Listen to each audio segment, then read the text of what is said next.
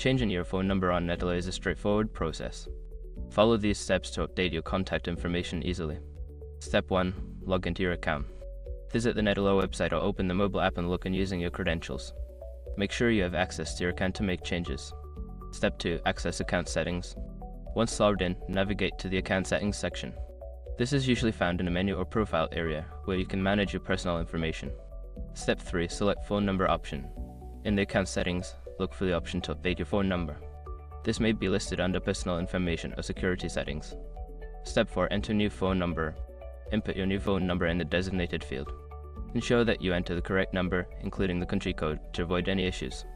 Step 5. Confirm changes. After entering your new phone number, you may need to verify it through a confirmation code sent to the new number. Follow the prompts to complete the verification process. Once you have completed these steps, your phone number will be updated in your Neteller account. If you encounter any issues, consider reaching out to Neteller's customer support for assistance.